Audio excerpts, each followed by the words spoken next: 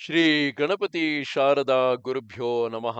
ಯತ್ರ ಯೋಗೇಶ್ವರ ಕೃಷ್ಣೋ ಯತ್ರ ಪಾರ್ಥೋ ಧನುರ್ಧರಃ ತತ್ರ ಶ್ರೀ ವಿಜಯ ಭೂತಿರ್ಧ್ರುವ ನೀತಿರ್ಮತಿರ್ಮಮ. ಶ್ರೋತೃಗಳಿಗೆ ಶ್ರೀ ಅಳಸಿಂಗರಾಚಾರ್ಯ ವಿರಚಿತ ಶ್ರೀ ವ್ಯಾಸ ಮಹರ್ಷಿ ಪ್ರಣೀತ ಶ್ರೀಮನ್ ಮಹಾಭಾರತದ ಶಾಂತಿ ಪರ್ವದಲ್ಲಿ ಅರ್ಜುನನು ಧರ್ಮರಾಜನಿಗೆ ಪ್ರಕೃತ ಕರ್ತವ್ಯವನ್ನು ತಿಳಿಸುವುದಕ್ಕಾಗಿ ಜನಕನಿಗೂ ಅವನ ಭಾರ್ಯೆಗೂ ನಡೆದ ಸಂವಾದವನ್ನು ತಿಳಿಸಿದುದು ಎಂಬ 18ನೆಯ ಅಧ್ಯಾಯಕ್ಕೆ ಸ್ವಾಗತ. ಯುಧಿಷ್ಠಿರನು ಈ ಮಾತುಗಳನ್ನು ಹೇಳಿ ಸುಮ್ಮನಾಗಲು ಅರ್ಜುನನಿಗೆ ಅವನ ತತ್ವಗಳೆಲ್ಲ ಶಲ್ಯಪ್ರಾಯವಾಗಿ ತೋರಿದವು. ಇದರಿಂದ ಅರ್ಜುನನು ದುಃಖಪೀಡಿತನಾಗಿ ಕುದಿಯುತ್ತಾ, ರಾಜ, ವಿದೇಹ ರಾಜನಾದ ಜನಕನಿಗೂ ಅವನ ಭಾರ್ಯೆಗೂ ನಡೆದ ಸಂವಾದವೆಂಬ ಒಂದು ಇತಿಹಾಸವನ್ನು ಜನರು ಹೇಳುವರು. ಅದನ್ನು ನಿನಗೆ ತಿಳಿಸುವೆನು ಕೇಳು. ಜನಕನು ತನ್ನ ರಾಜ್ಯವನ್ನು ಬಿಟ್ಟು ಭಿಕ್ಷುವಾಗಿ ಹೊರಡಲು ನಿಶ್ಚಯಿಸಿರುವುದನ್ನು ತಿಳಿದು ಅವನ ಭಾರ್ಯೆಯು ಮಹಾ ದುಃಖದಿಂದ ತನ್ನಲ್ಲಿ ತಾನು, ಅಯ್ಯೋ, ಏನಿದು, ಅಷ್ಟೊಂದು ಧನರತ್ನಗಳನ್ನೆಲ್ಲ ತೊರೆದು ಹೆಂಡರು ಮಕ್ಕಳನ್ನು ಮಿತ್ರರನ್ನು ಅಗಲಿ ನನ್ನ ಪತಿಯಾದ ಜನಕನು ಹೀಗೇಕೆ ಮೂಢ ಬುದ್ಧಿಯನ್ನು ಹಿಡಿದನು, ಪವಿತ್ರವಾದ ಮಾರ್ಗವನ್ನು ಬಿಟ್ಟು ಹೀಗೇಕೆ ಹಿಂತಿರುಗಿದನು ಎಂದು ಅವನಿದ್ದಲ್ಲಿಗೆ ಬಂದಳು.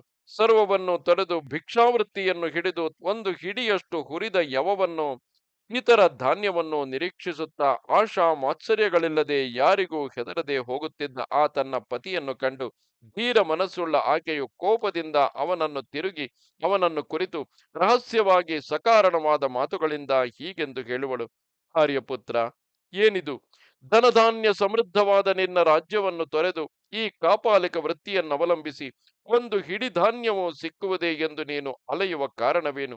ರಾಜ, ನಿನ್ನ ಪ್ರತಿಜ್ಞೆಯೇ ಬೇರೆ, ನಿನ್ನ ಪ್ರವರ್ತನೆಯೇ ಬೇರೆಯಾಗಿದೆಯಲ್ಲ. ಮಹತ್ತಾದ ರಾಜ್ಯವನ್ನು ಬಿಟ್ಟು ಅಲ್ಪಕ್ಕಾಗಿ ಆಸೆ ಪಡುತ್ತಿರುವೆ ಏಕೆ? ಈ ನಿನ್ನ ಪ್ರಯತ್ನವು ಕೇವಲ ನಿಷ್ಫಲವು. ಈಗ ನೀನು ಹಿಡಿದಿರುವ ದಾರಿಯಿಂದ ನೀನು ಅತಿಥಿಗಳನ್ನಾಗಲಿ ದೇವತೆಗಳನ್ನಾಗಲಿ ಪಿತೃಗಳನ್ನಾಗಲಿ ಋಷಿಗಳನ್ನಾಗಲಿ ತೃಪ್ತಿಗೊಳಿಸುವುದು ಸಾಧ್ಯವಿಲ್ಲ. ಈಗ ನೀನು ಕರ್ಮ ಭ್ರಷ್ಟನಾಗಿ ಹೋಗುವುದರಿಂದ ದೇವ ಋಷಿ ಪಿತೃಗಳೇ ಮೊದಲಾದವರೆಲ್ಲರೂ ನಿನ್ನನ್ನು ಕೈಬಿಡುವರು. 3 ವೇದಗಳನ್ನು ಓದಿದ ವೃದ್ಧರಾದ ಅನೇಕ ಬ್ರಾಹ್ಮಣರಿಗೆ ಆಶ್ರಯನಾಗಿ ಲೋಕಕ್ಕೆಲ್ಲ ಭರ್ತೃನೆನಿಸಿದ್ದ ನೀನು ಈಗ ನಿನ್ನ ಉದರ ಭರಣಕ್ಕಾಗಿ ಇತರರ ದಯೆಯನ್ನು ನಿರೀಕ್ಷಿಸಬೇಕಾಯಿತೆ. ಸಮೃದ್ಧವಾದ ಸಂಪತ್ತನ್ನೆಲ್ಲ ಬಿಟ್ಟು ಬಂದ ನೀನು ಈಗ ನೋಡುವವರಿಗೆ ನಾಯಿಯಂತೆ ತಿರಸ್ಕಾರ ಪೂರ್ವಕವಾಗಿ ಕಾಣಲ್ಪಡುವೆ. ಈಗ ನಿನ್ನನ್ನು ಹಡೆದ ತಾಯಿಯು ಪುತ್ರಹೀನೆಯಾಗುವಳು. ನಿನ್ನ ಹೆಂಡತಿಯಾದ ನಾನು ಪತಿಯಿಲ್ಲದಂತಾದೆನು. ಧರ್ಮ ಕಾಮಗಳನ್ನು ಉದ್ದೇಶಿಸಿ ನಿನ್ನನ್ನು ಆಶ್ರಯಿಸಿ ಸೇವಿಸುತ್ತಿದ್ದ ಅನೇಕ ಕ್ಷತ್ರಿಯರು ನಿನ್ನಲ್ಲಿ ಎಷ್ಟು ಆಶೋತ್ತರವನ್ನು ಇಟ್ಟುಕೊಂಡಿರುವರಲ್ಲ. ಅವರನ್ನೆಲ್ಲ ನಿರಾಶರನ್ನಾಗಿ ಮಾಡಿ ಹೋಗುವ ನೀನು ಇನ್ನು ಯಾವ ಪುಣ್ಯಲೋಕವನ್ನು ಪಡೆಯುವೆ? ಪರತಂತ್ರ ಜೀವಿಗಳಿಗೆ ಮೋಕ್ಷವು ಸಂದೇಹಾಸ್ಪದವೇ? ಹೀಗಿರುವಾಗ ಆಶ್ರಿತರನ್ನೆಲ್ಲ ಕೈಬಿಟ್ಟು ಪರೋಪಜೀವಿಯಾಗಿ ಹೋಗಬೇಕೆಂಬ ಪಾಪ ಬುದ್ಧಿಯುಳ್ಳ ನಿನಗೆ ಆ ಊರ್ಧ್ವಲೋಕವೂ ಇಲ್ಲ, ಈ ಕೆಳಗಿನ ಲೋಕವೂ ಇಲ್ಲ. ಧರ್ಮಪತ್ನಿಯನ್ನೇ ಕೈಬಿಟ್ಟು ಹೋಗಬೇಕೆಂದಿರುವ ನಿನಗೆ ಉತ್ತಮ ಲೋಕವೆಲ್ಲಿಯದು? ಬೆಲೆಯುಳ್ಳ ವಸ್ತ್ರಾಭರಣ ಗಂಧಮಾಲ್ಯಗಳನ್ನೆಲ್ಲ ಬಿಟ್ಟು ನೀನು ಕರ್ಮ ತ್ಯಾಗಿಯಾಗಿ ಹೋಗಲು ಬಯಸುವುದೇಕೆ? ದನಗಳಿಗಾಗಿ ಕಟ್ಟಿದ ನೀರಿನ ತೊಟ್ಟಿಯಂತೆಯೂ ಫಲಭರಿತವಾದ ವೃಕ್ಷದಂತೆಯೂ ಸಮಸ್ತ ಭೂತಗಳ ಅನ್ನಪಾನಗಳಿಗೆಲ್ಲ ಆಧಾರ ನೆನೆಸಿಕೊಂಡಿದ್ದ ನೀನು ಈಗ ಬೇರೆಯವರನ್ನು ಯಾಚಿಸುವುದಕ್ಕಾಗಿ ಹೋಗುವುದೇಕೆ?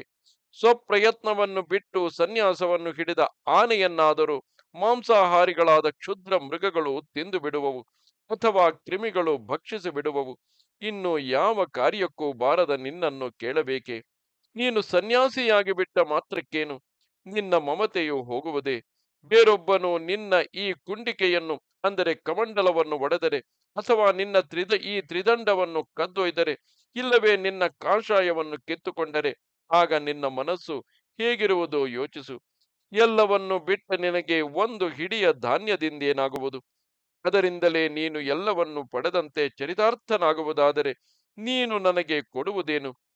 ನೀನು ಒಂದು ಹಿಡಿ ಧಾನ್ಯವನ್ನೇ ಎಲ್ಲ ರಾಜ್ಯಕ್ಕೆ ಸಮಾನವೆಂದೆಣಿಸುವುದಾದರೆ ಆಗಲೂ ನಿನಗೆ ಸಂಘವೆಂಬುದು ತಪ್ಪಲಿಲ್ಲವಷ್ಟೇ.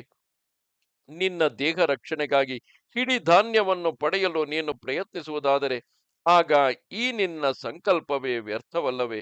ಇದಕ್ಕಿಂತ ರಾಜ್ಯವನ್ನು ವಹಿಸುವುದೇ ಮೇಲು. ನಿನಗೆ ನಾನು ಯಾರು, ನನಗೆ ನೀನು ಯಾರು? ನನ್ನಲ್ಲಿ ನೀನು ತೋರಿಸಬೇಕಾದ ಅನುಗ್ರಹವೇನು? ಇವನ್ನೆಲ್ಲ ಸಂಪೂರ್ಣವಾಗಿ ಬಿಡಬೇಕಾದುದೇ. ಹಾಗಿಲ್ಲವೇ ನಿನ್ನ ಮನಸ್ಸಿನ ಆಸೆ ತೀರುವಂತೆ ಉಪ್ಪರಿಗೆಯ ಮೇಲೆ ಮಲಗುತ್ತಾ ವಸ್ತ್ರಾಭರಣಗಳಿಂದ ಅಲಂಕೃತನಾಗಿ ವಾಹನ ಸಮೃದ್ಧಿಯುಳ್ಳ ರಾಜ್ಯವನ್ನು ಪಾಲಿಸು. ಧನದ ಆಶೆಯನ್ನು ಬಿಟ್ಟವರು, ಧನಹೀನರು, ಮಿತ್ರರನ್ನು ತೊರೆದವರು, ಯಾರೂ ಇಲ್ಲದವರು ಆದ ಸನ್ಯಾಸಿಗಳು ಕೂಡ ತಮ್ಮ ಸುಖಕ್ಕಾಗಿ ದಂಡ ಕಮಂಡಲ ಮೊದಲಾದವುಗಳನ್ನು ಸಂಗ್ರಹಿಸಿಟ್ಟುಕೊಳ್ಳುವುದನ್ನು ನೋಡಿದಾಗ ಆಶೆಯುಳ್ಳ ಮನುಷ್ಯನು ರಾಜ್ಯವನ್ನು ಬಿಟ್ಟು ಹೋಗುವನೇ? ನೀನು ಭಿಕ್ಷಾರ್ಥವಾಗಿ ಹೋಗುವೆನೆಂದು ಹೇಳಿದೆಯಲ್ಲವೇ? ಯಾವಾಗಲೂ ಕೈ ನೀಡಿ ತೆಗೆಯತಕ್ಕವನಿಗೂ ಯಾವಾಗಲೂ ಕೊಡತಕ್ಕವನಿಗೂ ಇರುವ ತಾರತಮ್ಯವನ್ನು ಯೋಚಿಸು. ಇವರಲ್ಲಿ ಯಾರು ಮೇಲೆಂಬುದನ್ನು ನೋಡು. ಇದಲ್ಲದೆ ಯಾವಾಗಲೂ ಯಾಚಿಸತಕ್ಕವನಿಗಾಗಲಿ ಡಾಂಭಿಕನಿಗಾಗಲಿ ಕೊಡತಕ್ಕ ದಕ್ಷಿಣೆಯು ಕಾಡುಗಿಚ್ಚಿನಲ್ಲಿ ಹುತ ಮಾಡಿದ ಹವಿಸ್ಸಿನಂತೆ ವ್ಯರ್ಥವೆನಿಸುವುದು.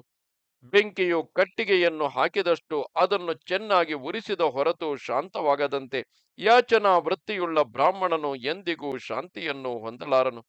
ಸನ್ಯಾಸಿಗಿಂತಲೂ ಸನ್ಯಾಸಿಗೆ ಅನ್ನವನ್ನಿಕ್ಕತಕ್ಕ ಮನುಷ್ಯನ ಜೀವನವೇ ಲೋಕದಲ್ಲಿ ಉತ್ತಮವಾದುದು. ಅನ್ನವನ್ನು ಕೊಡತಕ್ಕ ರಾಜನಿಲ್ಲದಿದ್ದ ಪಕ್ಷದಲ್ಲಿ ಮೋಕ್ಷಾರ್ಥಿಗಳಾದ ಸನ್ಯಾಸಿಗಳು ಎಲ್ಲಿರುತ್ತಿದ್ದರು? ಮುಖ್ಯವಾಗಿ ಈ ಲೋಕದಲ್ಲಿ ಗೃಹಸ್ಥರು ಅನ್ನವನ್ನು ಆಶ್ರಯಿಸಿಯೇ ಜೀವಿಸಬೇಕು. ಅದರಿಂದಲೇ ಸನ್ಯಾಸಿಗಳು ಜೀವಿಸಬೇಕು. ಪ್ರಾಣವು ಅನ್ನದಲ್ಲಿಯೇ ನೆಲೆಗೊಂಡಿರುವುದು. ಅನ್ನದಾತನು ಪ್ರಾಣದಾತನೆನಿಸುವನು. ಗೃಹ ಜನರನ್ನು ತೊರೆದು ಹೋದ ಸನ್ಯಾಸಿಯಾದರೂ ಗೃಹಸ್ಥನನ್ನೇ ಆಶ್ರಯಿಸಿ ಮಹಿಮೆಯನ್ನು ಪ್ರತಿಷ್ಠೆಯನ್ನು ಪಡೆಯುವನು. ಬರೀ ಭಿಕ್ಷೆ ಮಾಡುವುದರಿಂದಲೂ ತನ್ನ ಪರಿವಾರದವರನ್ನು ತೊರೆಯುವುದರಿಂದಲೂ ಸನ್ಯಾಸಾಶ್ರಮದಲ್ಲಿ ತನಗುಂಟಾದ ಮೋಹದಿಂದಲೂ ಸನ್ಯಾಸಿ ಎನಿಸುವುದಿಲ್ಲ. ರುಜುಬುದ್ಧಿಯಿಂದ ಯಾವನು ಎಲ್ಲ ಪ್ರಯೋಜನವನ್ನು ಬಿಡುವನೋ ಅಂತಹ ಮುಕ್ತನೇ ಸನ್ಯಾಸಿ ಎನಿಸುವನು. ಸಂಘಗಳೇನೂ ಇಲ್ಲದೆ ಸಂಘವಿದ್ದವನಂತೆ ನಟಿಸುವವನು ಬಂಧ ಮುಕ್ತನು. ಶತ್ರು ಮಿತ್ರರಲ್ಲಿ ಸಮಬುದ್ಧಿಯುಳ್ಳವನು ಆದ ಪುರುಷನೇ ಮುಕ್ತನು. ಮಠಾಧಿಕಾರ, ಭಿಕ್ಷೆ, ಪುಸ್ತಕಾದಿಗಳು ಮೊದಲಾದ ಹಲವು ಬಗೆಯ ಪಾಶಗಳಿಂದ ಬದ್ಧರಾಗಿ ವ್ಯರ್ಥವಾದ ಭೋಗಗಳನ್ನು ನಿರೀಕ್ಷಿಸುತ್ತಾ ತಲೆಯನ್ನು ಬೋಳಿಸಿ ಕಾಷಾಯವನ್ನೊಟ್ಟು ಜನರಿಂದ ದಾನಗಳನ್ನು ತೆಗೆಯುವುದಕ್ಕಾಗಿ ಸನ್ಯಾಸವನ್ನು ಹಿಡಿಯುವವರು ಉಂಟು. ವೇದಗಳನ್ನು, ತಮ್ಮ ಮೊದಲಿನ ಹೆಸರನ್ನು, ತಮ್ಮ ಮಕ್ಕಳನ್ನು ತೊರೆದು ಬುದ್ಧಿಯಿಲ್ಲದೆ ತ್ರಿದಂಡ ಕಾಷಾಯಗಳನ್ನು ಕೆಲವರು ಧರಿಸುವರು. ಮನಸ್ಸಿನಲ್ಲಿರುವ ರಾಗ ದ್ವೇಷಾದಿ ಕಾಷಾಯಗಳು, ಅಂದರೆ ಮನಸ್ಸಿನಲ್ಲಿರುವ ಆ ದೋಷಗಳು ಹೋಗದಿರುವಾಗ ಮೇಲೆ ಕಟ್ಟಿಕೊಳ್ಳತಕ್ಕ ಕಾಷಾಯವು ಯಾವುದೋ ಒಂದು ಆಶೋತ್ತರದಿಂದಲೇ ಎಂದು ತಿಳಿ. ಧರ್ಮ ವೇಷವನ್ನು ಧರಿಸಿ ತಲೆಯನ್ನು ಬೋಳಿಸಿಕೊಳ್ಳುವುದು ಹೊಟ್ಟೆ ಹೊರೆಯುವುದಕ್ಕಾಗಿಯೇ ಎಂಬುದು ನನ್ನ ಮತವು. ಮಹಾರಾಜ, ನಿನಗೆ ಈ ವೇಷವೇಕೆ? ನೀನು ಜಿತೇಂದ್ರಿಯನಾಗಿದ್ದು ತ್ರಿದಂಡ ಕಾಷಾಯಗಳನ್ನು ಅಜಿನ ವಲ್ಕಲಗಳನ್ನು ಧರಿಸಿ ನಗ್ನರಾಗಿ, ಅಂದರೆ ಅವಧೂತರಂತೆ ನಗ್ನರಾಗಿ ಜಟಾಧಾರಿಗಳಾದ ಅಥವಾ ಮುಂಡನ ಮಾಡಿಕೊಂಡಿರುವ ಬೇರೆ ಸಾಧುಗಳನ್ನು ಭರಿಸುತ್ತಾ ಅದರಿಂದ ಉತ್ತಮ ಲೋಕಗಳನ್ನು ಜಯಿಸು. ಅಗ್ನಿ ಕರ್ಮಗಳು, ಉತ್ತಮ ದಕ್ಷಿಣೆಗಳುಳ್ಳ ಯಜ್ಞಗಳು ಇವುಗಳನ್ನು ದಿನ ದಿನವೂ ತಪ್ಪದೆ ಮಾಡುವವನಿಗಿಂತಲೂ ಧರ್ಮ ಪರಾಯಣನು ಬೇರೊಬ್ಬನುಂಟೆ ಎಂದು ಹೇಳಿದಳು. ಅಣ್ಣ, ಲೋಕದಲ್ಲಿ ಜನಕರಾಜನು ಮಹಾ ತತ್ವಜ್ಞನೆಂದು ಹೇಳುವರು. ಅವನಿಗೂ ಒಮ್ಮೆ ಇಂತಹ ಮೋಹ ಉಂಟಾಗಿದ್ದಿತು. ಅಂತಹ ಮೋಹಕ್ಕೆ ನೀನು ಒಳಗಾಗಬಾರದು. ನಾವು ಯಾವಾಗಲೂ ಧರ್ಮಗಳನ್ನು ಆಚರಿಸುತ್ತಾ ದಾನದಲ್ಲಿಯೂ ತಪಸ್ಸಿನಲ್ಲಿಯೂ ನಿರತರಾಗಿ ಅನೃಶಂಸ್ಯವೆಂಬ, ಅಂದರೆ ಹಿಂಸೆ ಮಾಡದಿರುವುದು ಎಂಬ ಸದ್ಗುಣವನ್ನು ಹಿಡಿದು ಕಾಮಕ್ರೋಧಗಳನ್ನು ತೊರೆದು ಉತ್ತಮವಾದ ಮನೋನಿಗ್ರಹದಿಂದ ಪ್ರಜೆಗಳನ್ನು ಪಾಲಿಸುತ್ತಾ ಹಿರಿಯರನ್ನು ಗುರುಗಳನ್ನು ಪೂಜಿಸುವೆವು, ಯಾಗಗಳನ್ನು ನಡೆಸುವೆವು. ಇವುಗಳಿಂದಲೇ ನಾವು ಉತ್ತಮ ಲೋಕವನ್ನು ಹೊಂದುವೆವು.